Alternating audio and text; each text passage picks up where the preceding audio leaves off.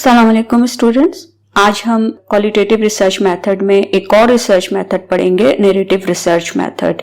The term narrative comes from the verb to narrate और to tell a story in detail. अब ये जो word है, term है नैरेटिव की, ये इसका मतलब है to narrate, to describe something और टू टेल अ स्टोरी। के जैसे आप किसी भी चीज को डिस्क्राइब करेंगे किसी की लाइफ के हवाले से, किसी पर्सन के हवाले से, जब आप कुछ लिखेंगे तो वो बिल्कुल इस फॉर्म में होगी कि जैसे आप उसकी पूरी एक लाइफ स्टोरी को डिस्क्राइब कर रहे हैं। तो इसका अगर आप नैरेटिव पर गौर करें तो ये वर्ड ही आपको ये बताता है कि you are narrating something about a person, या आप एक पर्सन के हवाले से कोई एक स्टोरी को डिस्क्राइब कर रहे हैं। People lived storeyed lives. अब चूंकि हम जितने भी लोग हैं, हम जो जिंदगी गुजारते हैं, बेसिकली हमारी लाइफ की एक स्टोरी होती है। अगर आप हर पर्सन को डेली लाइफ में भी सुनना शुरू करें, चाहे वो कोई भी हो, तो वो यकीनन आपको अपने बहुत सारे लाइफ एक्सपीरियंसेस आपसे शेयर करेगा। अगर वो अपने चाइल्डहुड से, जब से उसने होश संभाला है, वो बताना शुरू करे, तो आपको लगेगा कि जैसे एक कोई स्टोरी है कि जो वो आपको बता रहा है। तो तकरीबन हम में से हर किसी की जिंदगी जो है, लाइफ जो है, वो एक बेसिकली एक स्टोरी ही होती है। और कोई भी स्टोरी जब आप किसी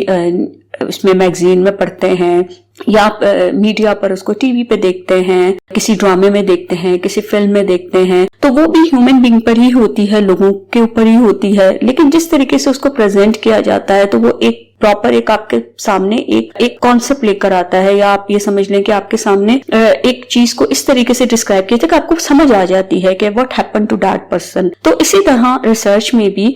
जब हम नैरेटिव रिसर्च मेथड यूज करते हैं तो बेसिकली हम उस पर्सन की उसकी बिगनिंग से, लाइफ से लेकर, बिगनिंग फेज ऑफ लाइफ से हम लेकर उसकी जो इस वक्त उसका जो लाइफ का फेज चल रहा है, हम उस वक्त तक उसको कंसीडर करते हैं। और अगर वो पर्सन अलाइव नहीं है, he or she is no more in the world, तो फिर उस सूरत में हम उसकी चाइल्डहुड से लेकर, उसकी बर्थ से लेकर और फिर उसकी डेथ तक की जितने भी उसकी लाइफ में जो एक्सपीरियंसेस हुए हैं, हम उस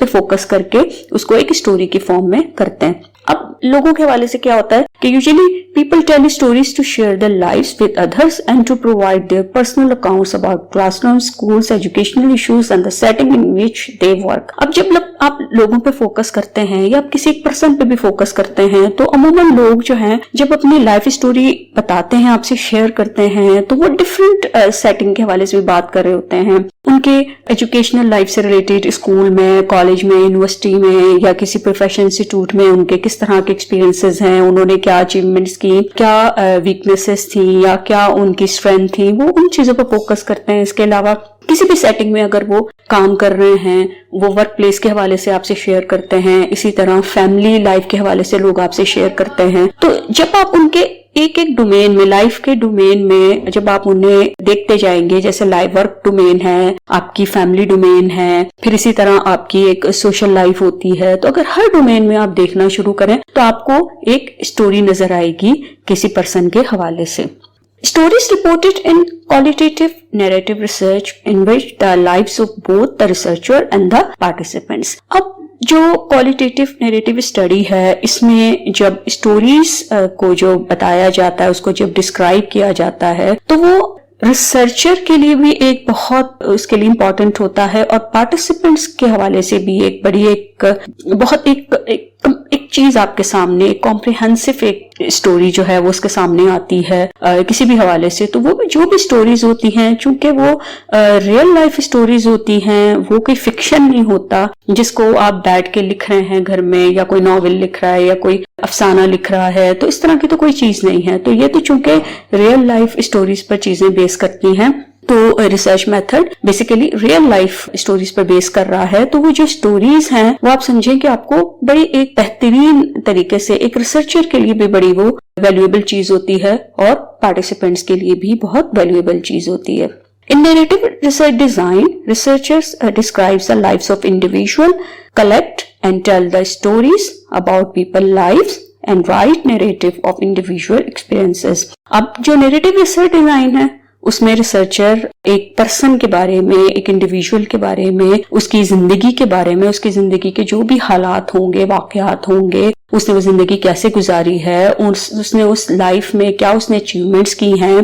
कहाँ वो जो है अचीव नहीं कर सका, या उसकी जो सिग्निफिकेंट चीजें हैं उनको वो रिसर्चर डिस्क्राइब करेगा उस हवाले से, और उसी कॉन्टेक्स्ट में रिसर्चर जो है वो स्टोरीज को कलेक्ट करेगा। अब आप देखें कि आपके सामने अगर मैं आपसे पूछना शुरू करूं आपकी लाइफ के बारे में, you have a lot of thing to tell me about your own life, लेकिन यहाँ पर जो है आपके लिए बहुत सारी, आपकी जिंदगी में तो बहुत सारे वाकयात हुए होंगे, लेकिन आप उन वाकयात में कुछ चीजें आपके लिए सिग्निफिकेंट होती हैं और कुछ इतनी नहीं होती हैं। तो जो सिग्निफिकेंट इंफॉर्मेशन हैं, जो आपकी जिंदगी के सिग्निफिकेंट इवेंट होते हैं, वो आप उस स्टोरी में, नैरेटिव रिसर्च में उस पर फोकस करेंगे। अब रिसर्चर जो है वो लोगों की लाइफ के हवाले से स्टोरीज को कलेक्ट करेगा। अगर एक पर्सन के बारे में भी वो कुछ नरेट कर रहा है तो वो जो कुछ भी उसकी स्टोरीज कलेक्ट करेगा वो इस इंडिविजुअल की लाइफ से रिलेट करती होंगी, और वो इंडिविजुअल की जो एक्सपीरियंसेस होंगे उस हवाले से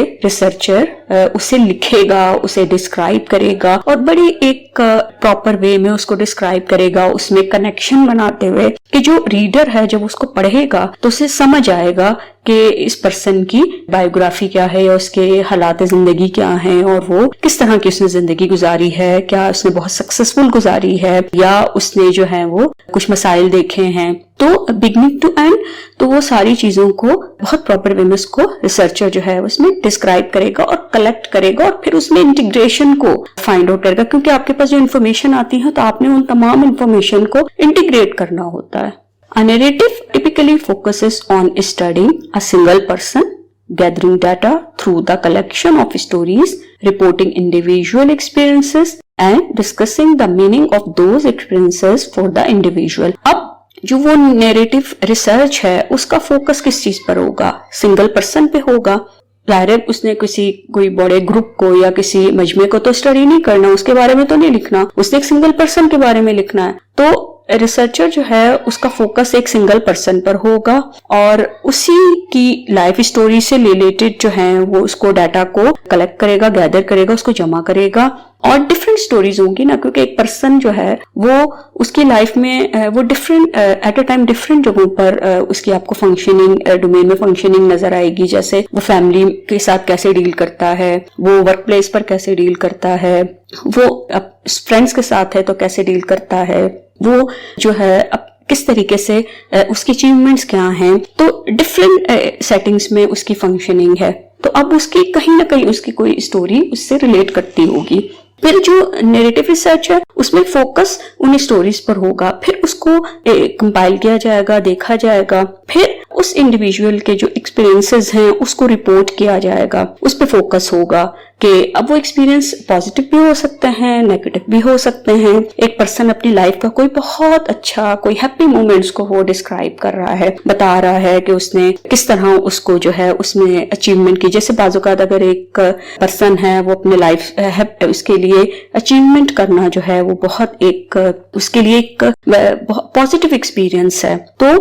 वो उसको भी डिस्क्राइब करेगा और उसको भी नैरेटिव रिसर्चर जो है वो डिटेल में बताएगा। फिर इसी तरह कुछ नेगेटिव भी हो सकते हैं। बाज़-औक़ात आप देखेंगे लोग जो हैं अपने पुराने जो हैं वो कुछ लाइफ के बड़े मिजरेबल टाइप की कोई सिचुएशन होती है और उन्होंने बहुत प्रॉब्लम्स फेस की होती हैं, तो वो अपने जिंदगी के उन लम्हात को भी, मोमेंट्स को भी वो शेयर करते हैं, एक्सपीरियंसेस को शेयर करते हैं जिससे उन्होंने सीखा होता है, या जिस लम्हे या जिस सिचुएशन में उन्होंने बहुत पेन फील किया होता है, एक्सपीरियंस किया होता है, तो वो अपनी उन जो बैड एक्सपीरियंसेस होते हैं या पेनफुल एक्सपीरियंसेस होते हैं वो उन पर भी बात करते हैं, अपना कैथारसिस करते हैं। फिर कुछ लोग ऐसे होते हैं कि जो अपने उन एक्सपीरियंसेस को एक लर्निंग के तौर पर लेते हैं और फिर वो बताते हैं कि वो उस प्रॉब्लमेटिक सिचुएशन से कैसे बाहर आए, उन्होंने उन प्रॉब्लम से कैसे कोप अप किया, उन्होंने कैसे कैसे हालात फेस किए, वो किस तरह आज जिस मकाम पर हैं, जिस पोजीशन पर हैं, वो किस तरह वहां तक पहुंचे हैं। तो इस तरह के भी एक्सपीरियंसेस को नैरेटिव रिसर्चर जो है वो फोकस करता है। फिर वो उन एक्सपीरियंसेस को जो उस पर्सन की हैं उसकी मीनिंग पर भी फोकस करता है। मतलब ये कि देखें,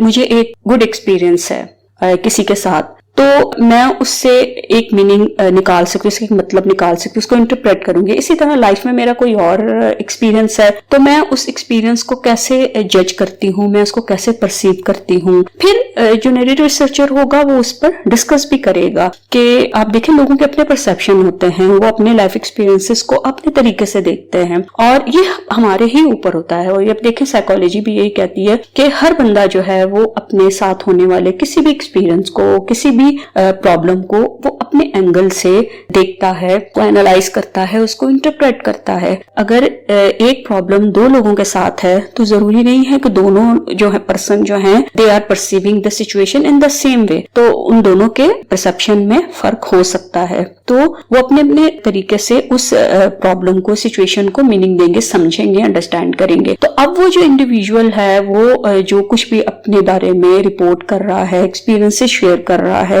वो उन एक्सपीरियंसेस को कैसे लेता है, क्या उसकी मीनिंग देता है, उसको किस तरह से समझता है, किस तरह उससे उसको जो है इंटरप्रेट करता है और किस तरह उसे अंडरस्टैंड करता है, इस पर भी नैरेटिव रिसर्चर जो है वो डिस्कस करेगा। When do we use narrative research? अब हम नैरेटिव रिसर्च कब करते हैं, किस सिचुएशन में करते हैं?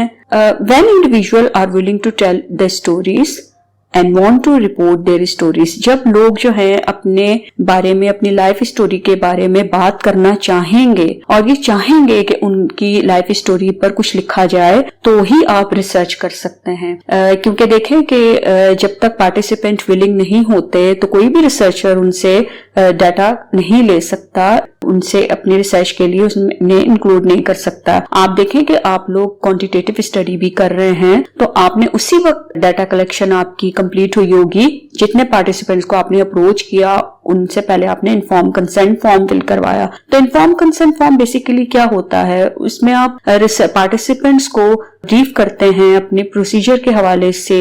और उसकी रिस्क बेनिफिट रेशियो बताते हैं और उसकी डिटेल थोड़ी बताते हैं। फिर उसके बाद ही आपका पार्टिसिपेंट जो है वो अपनी कंसेंट देता है if your participant is satisfied. लेकिन जब आपका पार्टिसिपेंट सेटिस्फाइड नहीं होता, even you have briefed the research procedure to participant, और आपने जब उसे बताया भी, इवन आपने ये भी बताया कि वो रिसर्च जो है उसके लिए बेनिफिशियल है and there is no risk involve in that study at all, लेकिन इसके बावजूद भी अगर पार्टिसिपेंट एग्री नहीं करता जिसको आपने अप्रोच किया है, तो आपके लिए पॉसिबल नहीं है कि आप उससे रिसर्च का डाटा ले सकें, उसका इंटरव्यू कर सकें या उसे कोई फॉर्म दे सकें, क्वेश्चनर दें कि वो उसे फिल करे। तो इसमें भी इसी तरह है कि जब नैरेटिव रिसर्चर है, चूंकि उसने लिखना ही किसी की लाइफ स्टोरी पर है, कुछ उसने नरेट करनी है, किसी की जिंदगी के बारे में उसको नरेट करना है, तो फिर ऐसी सूरत में जब तक इंडिविजुअल जो है या कोई पर्सन जो है वो विलिंग नहीं होगा बताने के लिए, या वो विलिंग नहीं होगा इस बात पर कि उसकी लाइफ स्टोरी को रिपोर्ट किया जाए और डिस्कस किया जाए, तब तक स्टडी नहीं हो सकती। तो जब लोग इस चीज पर के बारे में थोड़े एग्री होते हैं इस पॉइंट पर कि हाँ ठीक है, हम अपने बारे में बताना चाहते हैं और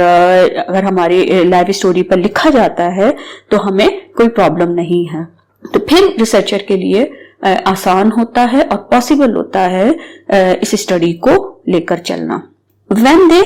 tell a story, it helps them understand topics that they need to process. अब होता क्या है कि जब वो स्टोरी जो है वो बताते हैं तो ये उनको इस चीज में भी हेल्प करता है कि वो उन टॉपिक्स को, उन चीजों को अंडरस्टैंड कर सकें, कि जब वो स्टोरी बताएंगे तो उनको बहुत सारी चीजें जो हैं वो क्लियर भी होती हैं, उनसे अंडरस्टैंडिंग भी डेवलप होती है। लेकिन बहुत सारी चीजें अपने अपने दिल में रखी होती हैं और आप उस चीज को पॉइंट ऑफ व्यू से अंडरस्टैंड नहीं कर पा रहे होते हैं, लेकिन आप अपने एंगल से चीजों को देख रहे होते हैं। लेकिन जब आप स्टोरी डिस्क्राइब करना शुरू करते हैं तो जो वर्बलाइज करना शुरू करते हैं तो वो वर्बलाइजेशन भी आपको बहुत हेल्प करती है और आपको एक मौका मिलता है अपना कैथारसिस करने का और एक मौका मिलता है अपनी बात को डिस्क्राइब करने का। और जब रिसर्चर उस पर क्वेश्चंस करता चला जाता है तो उससे एक अंडरस्टैंडिंग डेवलप होती चली जाती है। ठीक है, telling stories is a natural part of life and individual all have stories about their experience to tell others.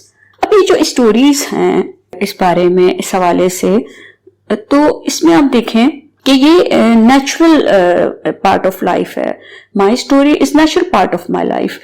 और किसी भी पर्सन के हवाले से, क्योंकि इसमें कोई फिक्शन नहीं है, ये रियल लाइफ स्टोरीज होती हैं, ये अपनी जिंदगी के बारे में बताया। जैसे आप हालात जिंदगी पढ़ते हैं, आपने उर्दू की बुक में जब आप मैट्रिक में इंटर में होते हैं आपने वहां पढ़ा होगा किसी शायर के हवाले से, किसी राइटर के हवाले से हालात जिंदगी, और फिर ये वहां पैदा हुए, इस तरह हुआ, इन्होंने ऐसी शायरी की तरफ आए और इन्होंने इस तरह के हालात देखे। तो वो क्या होते हैं, वो हालात जिंदगी होते हैं। तो वो नेचुरल बातें हैं, वो रियल चीजें हैं जो किसी की लाइफ के बारे में वहां लिखी हुई होती हैं। तो ये जो स्टोरीज को बताना है, ये आप समझ लें कि ये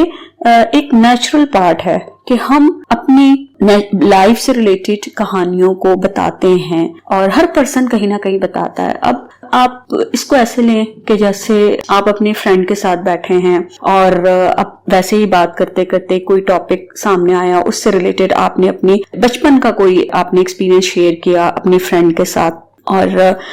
अगर वो अच्छा है और कोई फनी है तो आप दोनों फ्रेंड्स बड़ा इसको एंजॉय करते हैं। और अगर वो कोई बैड एक्सपीरियंस है या आप अपनी कोई पुरानी कोई तकलीफ दे बात और कोई तकलीफ दे कोई पेनफुल एक्सपीरियंस अपनी फ्रेंड से शेयर करते हैं, तो हम कहीं ना कहीं जो है वो अपने हवाले से कुछ ना कुछ बताते रहते हैं। आपने ऐसे मोटिवेशनल स्पीकर्स को भी सुना होगा कि जब वो लोगों को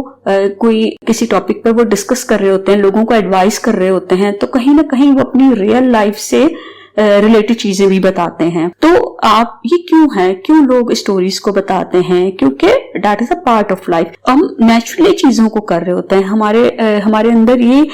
एक है कि हम डिस्क्राइब करें अपने हवाले से, हम किसी से शेयर करें, क्योंकि हम इंसान हैं। तो ये एक नेचुरल प्रोसेस होता है। लेकिन जब रिसर्चर नैरेटिव रिसर्चर कर रहा है तो वो तो साइंटिफिकली इसको लेकर चल रहा है, सिस्टमैटिक वे में, और टेक्निकली वो इसको हैंडल कर रहा है। लेकिन अगर देखा जाए तो जो स्टोरीज को, किसी लाइफ स्टोरी को बताना, उसको डिस्क्राइब करना, चाहे वो खुद आप करें या कोई दूसरा रिसर्चर जो है वो आपकी लाइफ पर फोकस करके आपके हवाले से कुछ नरेट करता है, तो ये एक नेचुरल पार्ट ऑफ लाइफ है। और इंडिविजुअल जो हैं, पर लोग जो हैं वो उनकी अपनी स्टोरीज होती हैं और वो दूसरों को बताते हैं। और अगर आप थोड़ा गौर करें कि इंसान जो है वो बहुत अच्छा फील करता है जब वो कोई अपना एक्सपीरियंस किसी से शेयर करता है, वो बड़ा हल्कापन महसूस करता है। बाज़ औक़ात वो इंटरनली बहुत डिस्टर्ब होता है या वो अपनी कोई तकलीफ को किसी से शेयर करना चाहता है, तो जब वो बताता है तो वो उसके बाद उसे लगता है कि I am quite well now, उसको थोड़ी सी एक रिलैक्सेशन सी फील होती है, कंफर्ट फील होती है। इसी तरह इसके साथ जब हम स्टोरीज अपनी या अपने एक्सपीरियंसेस लोगों से शेयर करते हैं तो देखिए कि वो बहुत दफा हमें वो रिलैक्स कर देते हैं, और हम चाहते हैं कि कोई हो हमारी लाइफ में कि जिससे हम कुछ ना कुछ शेयर करें। कुछ लोग ऐसे भी होते हैं कि जिनके बहुत सोशल सर्कल बहुत बड़ा होता है, लेकिन ऐसे भी लोग होते हैं कि जिनके एक या दो क्लोज फ्रेंड्स होते हैं या कोई एक या दो उनकी लाइफ में ऐसे लोग होते हैं जिनसे वो शेयर करते हैं। लेकिन कहीं ना कहीं हम कुछ ना कुछ अपने हवाले से, अपने एक्सपीरियंसेस के हवाले से हम दूसरों को बताते रहते हैं। तो यहाँ पर जो है वो नैरेटिव रिसर्चर जो है वो जब स्टडी करेगा तो ये चीजों को देखेगा कि जहां पर एक इंडिविजुअल जो है वो अपने हवाले से कुछ डिस्क्राइब करना चाहता है, अपनी स्टोरी बताना चाहता है, और वो उसके पास लाइफ स्टोरीज जो हैं उन एक्सपीरियंसेस को वो दूसरों से शेयर करना चाहता है, तो तब आप इस स्टडी को कर सकते हैं। Narrative research captures an everyday normal form of data that is familiar to individual। अब यहाँ पर आप देखें कि जब नैरेटिव रिसर्चर चीजों को फोकस करेगा, डाटा कलेक्ट करेगा, तो वो एक एवरीडे लाइफ में जो नॉर्मल चीजें हो रही होती हैं, एक नॉर्मल फॉर्म में चीजें प्रेजेंट होती हैं, वो उन पर फोकस कर रहा है, क्योंकि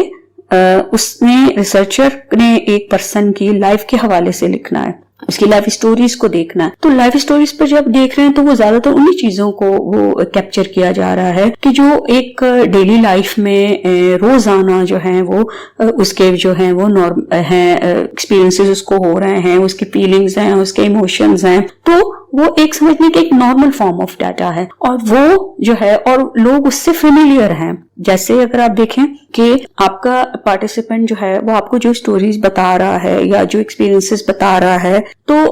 उसको पता है कि ये क्या है, और उससे एसोसिएटेड जो लोग हैं, अगर आप उसी पर्सन के बारे में उसके सिग्निफिकेंट जो रिलेशंस हैं, जो क्लोज रिलेशन है, आप पार्टिसिपेंट की कंसेंट से उनसे भी कुछ इंटरव्यू करते हैं, इंफॉर्मेशन लेते हैं, तो पर्सन को भी वो सारी चीजें जो हैं वो उससे पता है, फेमिलियर हैं। और ये उस तरह की चीज नहीं है, वरना आप देखें कि जब आप क्वांटिटेटिव स्टडी करते हैं या आप दूसरी स्टडीज करते हैं, तो वहां पर आप जो है जब डाटा ले रहे होते हैं तो उसका तो आपके जो क्वेश्चनर्स हैं, पार्टिसिपेंट उसको अंडरस्टैंड भी ठीक है कर लेता है, उस क्वेश्चनर को फिल भी कर देता है, लेकिन अब आप उस क्वेश्चनर को किस तरह यूटिलाइज करेंगे, आप उसको एनालाइज कैसे करेंगे, उसको किस तरह प्रेजेंट करेंगे, वहां पर आकर पार्टिसिपेंट जो है वो इतना उससे फेमिलियर नहीं होता। तो यहाँ पर चूंकि वो एवरीडे सिचुएशन को, उसके लाइफ मोमेंट्स को कैप्चर किया जा रहा है और इंडिविजुअल को पता है कि भाई ये चीजें जो हैं वो मेरी लाइफ के हवाले से डिस्कस हो रही हैं और नोटिस हो रही हैं। It focuses on the micro analytic picture, individual stories rather than the broader picture of culture norms, as in ethnography or abstract theories, as in grounded theory research. अब यहाँ पर जब रिसर्चर जो है एक इंडिविजुअल की स्टोरी पर focus करेगा तो वो बेसिकली माइक्रो एनालिटिक एक पिक्चर को प्रेजेंट करेगा। माइक्रो एनालिटिक पिक्चर क्यों होगी कि उसका जो एनालिसिस है वो बहुत छोटी छोटी चीजों को बेस करके कंसीडर करते हुए उसने इसको एनालाइज किया है। रिसर्चर जो है एक पर्सन के बारे में कि वो उसकी लाइफ उसने कैसे गुजारी है, डिफरेंट डोमेन में उसकी फंक्शनिंग क्या है, जब आप देख रहे हैं कि जब वो एवरीडे लाइफ से रिलेटेड उसके एक्सपीरियंसेस को डिस्कस कर रहा है तो वो छोटी छोटी डिटेल्स को ले रहा है और फिर वो उन इंफॉर्मेशन को, डिटेल्स को इंटीग्रेट करके उस पर एक एनालिसिस अपना प्रेजेंट कर रहा है इंडिविजुअल की स्टोरीज को लेकर। तो यहाँ पर कोई ब्रॉडर पिक्चर नहीं है कि एक कल्चर का आप ले लें एक पर्सन को, जैसे आप एथनोग्राफी रिसर्च में कल्चर पर फोकस करते हैं, ग्रुप को लेते हैं और जो भी आप डिस्कस करते हैं किसी पर्सन के बारे में, that will be in the context of the specific culture. तो यहाँ पर वो स्पेसिफिक कल्चर से रिलेटेड बात नहीं कर रहा है, यहाँ पे फोकस है एक पर्सन पे। अब उसके लाइफ के एक्सपीरियंसेस, उसकी स्टोरीज, उसके फीलिंग्स, इमोशंस, तो इन तमाम चीजों को जब वो रिसर्चर जो है वो कंपाइल करता है इससे रिलेटेड इंफॉर्मेशन, तो वो माइक्रो डिटेल्स होती हैं कि छोटी छोटी चीजों को लेकर वो कनेक्ट करता चला जा रहा है और वो उसको कोई ब्रॉडली नहीं देख रहा है। और जिस तरह ग्राउंडेड थ्योरी में भी कुछ एब्स्ट्रैक्ट थ्योरीज हैं और उसको लेकर, कॉन्सेप्ट्स को लेकर कोई थ्योरी डेवलप की जाती है, तो उस तरह की चीज नहीं है यहाँ पर हर चीज क्लियर है, ऑब्वियस है और डे टू डे इंफॉर्मेशन है और बहुत डिटेल में जो है वो इंफॉर्मेशन सारी कंपाइल की जाती हैं और उनको रिकॉर्ड किया जाता है और फिर उसका एनालिसिस दिया जाता है, तो वो इंडिविजुअल की एक पूरी स्टोरी को रिप्रेजेंट कर रहा होता है।